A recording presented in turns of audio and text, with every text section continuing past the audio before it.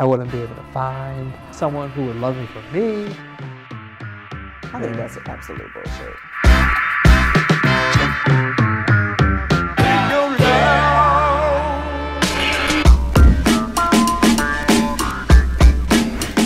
Some of the most amazing people I know are I know those same people are HIV positive, and that just like being gay or just like being, you know, from a certain place of the part of the country is such a small part of them. But just the idea that I can take these people that lead these lives that are profound and inspiring, and they have to look for somebody who's okay with them. That's fucked up. It is fucked up. It really is fucked up. I don't even know if I can cuss, but that's absolutely fucked up. That's bullshit. But again, I think we are the anomalies. I think more times than not, it is those stories. It's those stories in the middle of nowhere. It's those stories in the middle of Grand Prairie, Texas. You know, it's in the Metroplex, yes.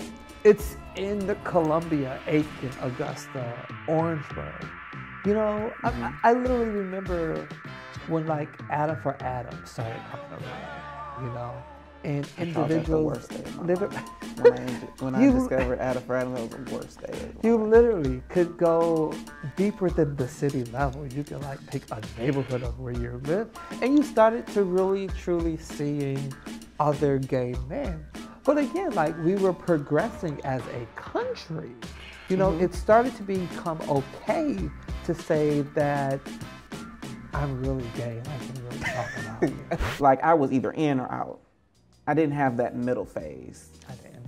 Where like I am gay, I know that, but I don't want to tell anybody. I've never been in that space. I think it was probably because I was a piece of trade when I first came out. Like tall tees, baggy clothes, fitted caps. Okay. Shit that I would never wear now.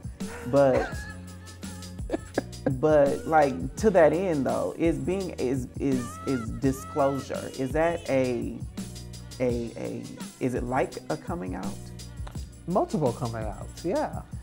And I think it's a coming out each time, you know, and there's different types. So I think it's easier to do the disclosure through like an app in your phone versus a disclosure face to face. I think it's easier doing it to, you know, having a disclosure conversation with a sexual partner versus like your family members. I think it's easier, it may be more difficult to do it again with like even medical providers, because we still see that gay men are not talking about being gay to their medical providers. Right. You know? I mean, I am, but I get it. We're in the bubble. Got it. We're in the bubble. We're in the bubble. You're in the bubble. Got it. You know that, oh, I need an STD test. No, I'm not just going to piss in a cup. Give me a swab so I can swab my butt and swab the back of my throat. Dr. Because I've been D. eating this boy booty for like 3 weeks and I have a slight cough. You're in the bubble.